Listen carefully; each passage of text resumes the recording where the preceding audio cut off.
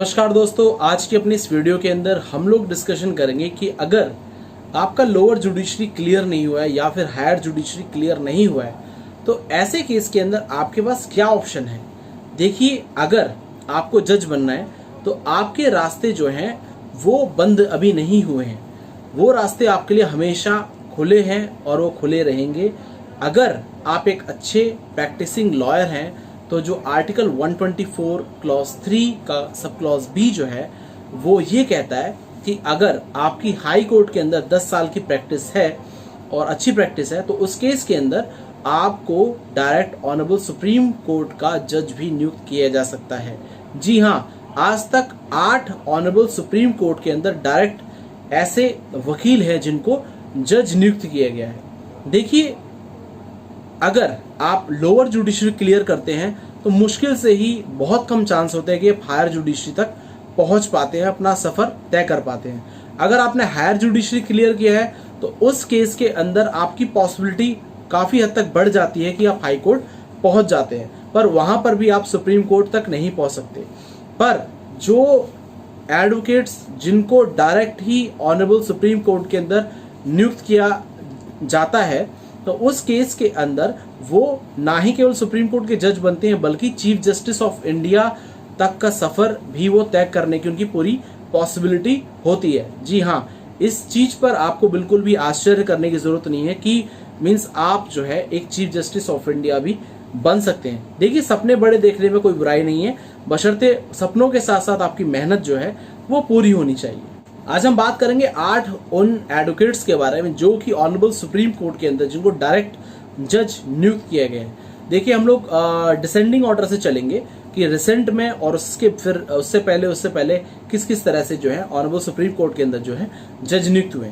देखिए, 8th number अगर हम देखें तो वो है ऑनरेबल जस्टिस इंदु मल्होत्रा का, जो कि पहली महिला थी जिनको ऑनरेबल सुप्रीम कोर्ट का एज ए वुमेन फर्स्ट जज अपॉइंट किया गया था। और 7th नंबर पे है honourable justice Nageswara Rao and 6th number पे है ऑनरेबल जस्टिस यूयू ललित। और आपके इन्फॉर्मेशन के लिए मैं बता दूं कि जो मिस्टर गोपाल सुब्रमण्यम हैं उनको भी ऑनरेबल सुप्रीम कोर्ट के जज के लिए ऑफर आया था, पर उन्होंने वो ऑफर जो है एक्सेप्ट नहीं किया और वो आज एक अच्छे प्रैक्टिसिंग लॉयर हैं। 5th है honourable justice Rohinton Nariman and 4th है honourable justice Santosh Hegde and 3rd है honourable justice Kuldeep Singh and 2nd है ऑनरेबल जस्टिस SC रॉय।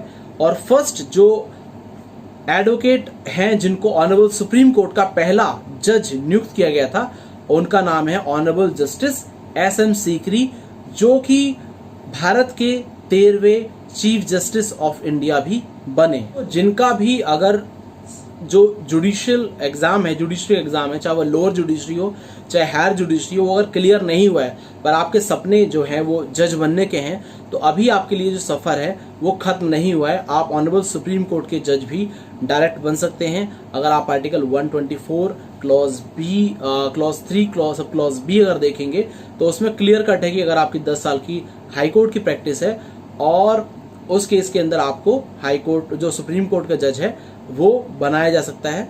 उसके लिए क्राइटेरिया आपको पता है कि मीन्स आपको एक बहुत अच्छा प्रैक्टिसिंग लॉयर बनना पड़ेगा। और उसके अलावा ऑनरेबल प्रेसिडेंट जो है वो भी as per article 124 clause 3 sub clause C अगर आप एज ए डिस्टिंग्विश जूरिस्ट हैं तो उस केस के अंदर भी ऑनरेबल प्रेसिडेंट जो है वो आपको एज ए सुप्रीम कोर्ट का जज डायरेक्ट नियुक्त कर सकते हैं। तो इसलिए सपने कभी भी आपके खत्म नहीं होंगे। अगर आप अच्छे से अगर आपकी जुडिशरी नहीं निकली है तो अगर आपने अपने आप को प्रैक्टिस में अपने पैर जमा लिए हैं तो हो सकता है कि आप फ्यूचर में ऑनरेबल सुप्रीम कोर्ट के जज तक का सफर भी तय कर सकते हैं। इसलिए सपने बड़े देखिए और अपनी मेहनत पूरी कीजिए। किसको पता है कि मीन्स आपकी किस्मत जो है आपको कहां और किस मुकाम पे लाके खड़ी कर दे। जय हिंद, जय भारत, धन्यवाद।